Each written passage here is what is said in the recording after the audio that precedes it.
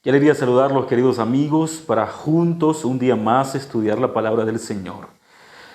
Quiero iniciar en este día haciendo una pregunta que siempre ha llamado mi atención. La pregunta es la siguiente: ¿usted cree que Pablo estaba de acuerdo con la esclavitud?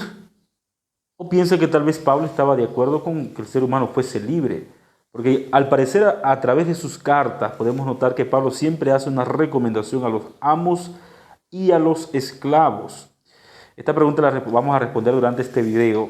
Un punto que también me cautivó grandemente la atención de este capítulo es el equilibrio en las ganancias. Hay muchas personas que toman a la iglesia como un centro para lucrar y otros que, a pesar de no utilizar la iglesia como un centro para lucrar, en sus propios negocios algunos se han pervertido y se han apartado del Señor. Entonces, ¿está de acuerdo el Señor con las riquezas? ¿Es malo el dinero? ¿Es pecado ganar mucho? ¿Qué opina la Escritura? Gente linda, vamos al estudio de la palabra del Señor. Estamos estudiando el último capítulo de la primera carta a Timoteo escrita por Pablo. Y Pablo inicia diciendo lo siguiente en el versículo número 1. Todos los que están bajo el yugo de la esclavitud tengan a sus amos por digno de todo honor, para que no sea blasfemado el nombre de Dios y de la doctrina. En la época de Pablo muchas personas pensaron o creyeron que el utilizar esta recomendación era que Pablo posiblemente estaba de acuerdo con la esclavitud. Pero tenemos que entender que la idiosincrasia, en la cultura donde Pablo escribe, está escribiendo para una población gentil, y esta población gentil estaba guiada por las leyes romanas. Si Pablo escribía en contra de las leyes romanas, pues se iba a producir un grave problema en el adelantamiento de la predicación de la palabra del Señor. Las personas que habían sido convertidas, las cuales Timoteo estaba liderando como pastor de la iglesia local, eran hombres y mujeres que formaban parte de la esclavitud, y eran también hombres, amos, dueños de estas personas, que antes de su vida cristiana habían adquirido estas personas por un precio. Entonces Pablo prioriza en esta ocasión, Pablo prioriza por encima de todo la importancia de mantener las buenas relaciones interpersonales entre los amos y entre los esclavos. Por otra parte, había algunos esclavos que pensaban que al haber aceptado la gracia de Cristo y al ser libres en la sangre de Cristo Jesús, ya no tenían necesidad de seguir perteneciendo al yugo de la esclavitud de estas personas. Sin embargo, esto en el primer siglo la esclavitud no es algo que se ataca de manera directa, porque atacarlo de manera directa sería interponerse a las leyes romanas, y esto causaría el impedimento en la predicación de la palabra del Señor. Así que Pablo, por el contrario, recomienda pues que ellos puedan tener buenas relaciones interpersonales. ¿Ok? Por otra parte, la Escritura sigue diciendo: y los que tienen amos creyentes no los tengan no los tengan en menos por ser hermanos, sino sírvanlos mejor, por cuanto son creyentes y amados los que se benefician en buen servicio. Esto enseña y exhorta. Entonces Pablo, al parecer, aunque nunca podemos decir, no hay forma de asegurar que Pablo está de acuerdo con la esclavitud. Eso es un pensamiento diabólico, satánico. Pero lo que sí Pablo recomienda es que los amos siguiesen ejercitándose en un trabajo correcto, elegante, extraordinario, porque esto representa la identidad del creyente, del cristiano. El cristiano no puede vivir por la vida siendo mediocre, haciendo las cosas a media. Por donde pasa un creyente, ese creyente da lo mejor de sí. Aún el ejemplo mayoritario de ello es, por ejemplo, José. José estuvo en la esclavitud. El plan de Dios no era que toda la vida fuese esclavo, pero aún en la esclavitud él dio un ejemplo digno de un cristiano fiel. Bueno, en segundo lugar, hablemos un poco sobre utilizar la obra como empresa. La palabra del Señor dice: si alguno enseña otra cosa y no conforme a la sana palabra de nuestro Señor Jesucristo y a la doctrina que es conforme a la piedad, estad envanecido y nada sabe, y delira acerca de las cuestiones y acontecimientos de palabra. de las cuales nacen envidias, pleitos, blasfemias, malas sospechas, discusiones necias de hombres corruptos de entendimiento, de poco entendimiento y privados de la verdad, que toman la piedad como una fuente de ganancia, apártate, le dice Pablo, de los tales. Estos hombres que tomaban la obra del Señor como fuente de ganancias, no eran siervos de Dios, eran siervos de Mamón, eran siervos de el dinero, eran esclavos de la plata. Hoy en día, posiblemente usted ha notado que esto es una realidad en nuestro planeta, pero eso no vino desde ahora, eso venía desde antes. Con cuánta frecuencia me encuentro por las calles, en los viajes, en los diferentes lugares donde voy, personas que dicen no creo más en Dios ni en su palabra, porque solo a los pastores les interesa la plata. Cuando hablo de pastores me refiero a todo lo que se denomina pastor, hasta aquellos que yo no considero pastores, como hombres que simplemente se levantan, forman una congregación, hacen una iglesia desde su perspectiva, desde su conocimiento, ni siquiera pertenecen a una organización religiosa. Por el contrario, pues cada quien forma su propia creencia, su propia doctrina, son congregacionalistas, como yo les llamo, y no pertenecen ni siquiera a una organización religiosa mundial. Y estos hombres utilizan la palabra como medio de lucrar, como medio de ganar, como medio... Gente, mira, si alguien en la vida quiere hacer plata, debe dedicarse al negocio de bienes y raíces, compre, venda terreno, dedíquese a hacer empresas, a hacer negocio, no sé, haga algo por la vida, coloque su pollería, coloque su restaurante, empiece a crecer y después de ese pues coloque ahí un empleado y cree otro y cree una red de negocios, una red de restaurante. Hay caminos para emprender, no es pecado emprender. Todos podemos emprender. Es plan de Dios más bien que los hijos de Dios progresen, avancen y emprendan. Pero la iglesia, el pastorado, el ministerio no es ni debe de ser utilizado como empresa y fuente de ganancia. Todo obrero es digno de su salario y la iglesia debe de suplir las necesidades de su levita, de su pastor.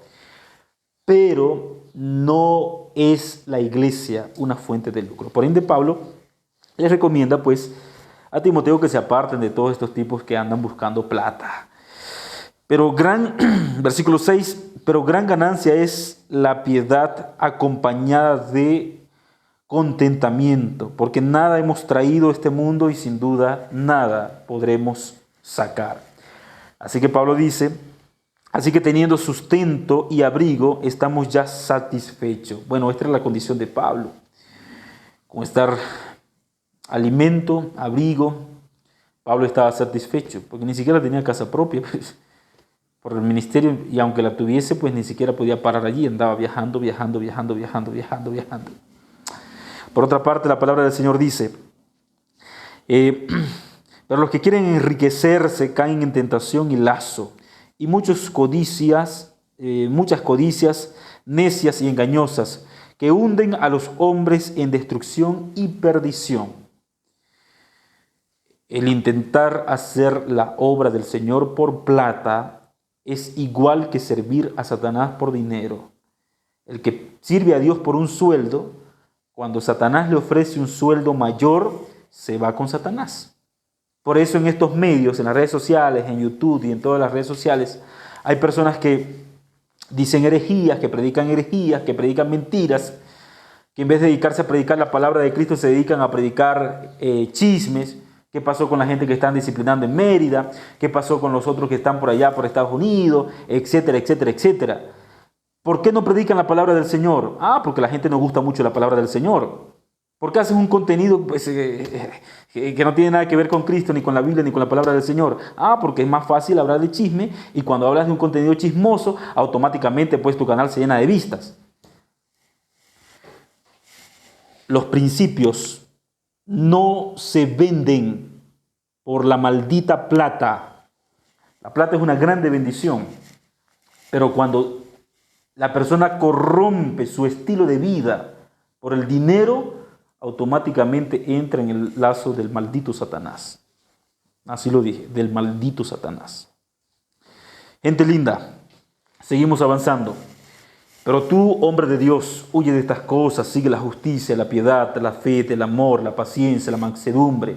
Pelea la buena batalla de la fe, echa mano de la vida eterna, a la cual asimismo fuisteis llamado. Habiendo hecho esto, esta buena profesión delante de muchos testigos, te mando delante de Dios, que da vida a las cosas, y de Jesucristo, y del testimonio de la buena profesión delante de Poncio Pilato, que guardes el mandamiento sin manchas, sin reprensión, hasta la aparición de nuestro Señor Jesucristo. Entonces el ministerio de Pablo, el cual Pablo recomendaba para Timoteo y el cual ahora la palabra del Señor recomienda para nosotros, es que él se apartase de todas estas cosas y siguiese la justicia, la piedad, la fe, el amor, la paciencia, ejercitándose para la vida eterna, porque el reino del cristianismo no es de este mundo. El reino de nosotros no nos pertenece acá.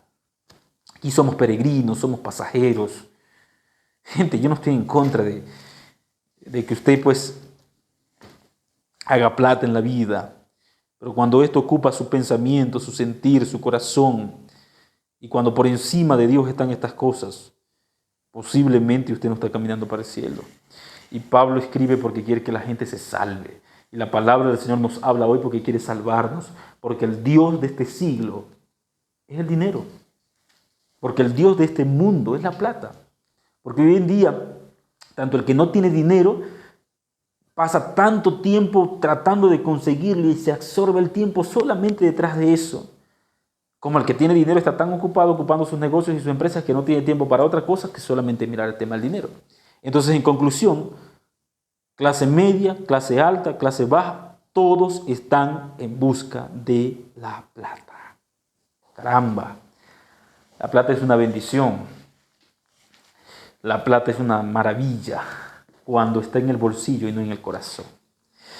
La palabra del Señor sigue diciendo, versículos 17, a los ricos de este mundo manda que no sean altivos ni pongan la esperanza en las riquezas, las cuales son inciertas, sino en Dios, en el Dios vivo, que nos da todas las cosas en abundancia para que las disfrutemos. Pues claro, Dios, el autor de este mundo y el autor de las riquezas, es el que tiene el control de todas las cosas. El otro día me encontré un hombre, después de tantos años de haber sacado un préstamo para construir su pequeño edificio de 6 pisos y alquilarlo allí, perder toda su inversión con un simple temblor. Era un día sábado, aquel hombre frecuentó a la iglesia, estaba llorando, lloraba. No entendía qué había pasado. Terminé el sermón, él se acercó para mí y me pidió que orara por él de manera individual, de manera personal. Y después que oro por él, él me dice, yo no cuento mis cosas personales, pero te voy a contar. Y me contó no solamente de eso que había ocurrido con su pequeño departamento, edificio, sino también que hace 2 años atrás se había divorciado de su esposa. Tenía algunos otros terrenos y en la repartición de los bienes pues le entregó a ella.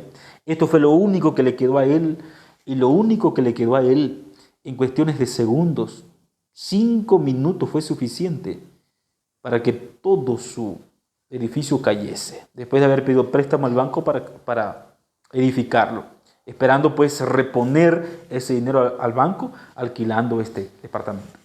Porque esta vida, queridos, en esta vida todo es pasajero.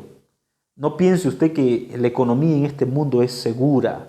La economía en este planeta es inestable y siempre lo será, siempre ha sido así, siempre será. Aún en los países del primer mundo, la economía es inestable. Coloque su confianza en el poder de Cristo Jesús. Coloque su confianza en el poder de Dios. Coloque su confianza en Cristo Jesús. Coloque su confianza en el Rey de Reyes y Señor de Señores. Y no solamente en el dinero de este mundo. Vamos a orar. Padre querido, gracias por tu santa palabra. Ayúdanos a colocar nuestra confianza en Cristo, no en nosotros ni en nuestros bienes materiales. Pedimos su bendición sobre cada persona que escuche estos vídeos. Oramos en el nombre de Jesús. Amén. Que Dios te bendiga, te envío un grande abrazo. Recuerda, Si esta palabra te hizo bien, comparte para que más personas conozcan de Jesús.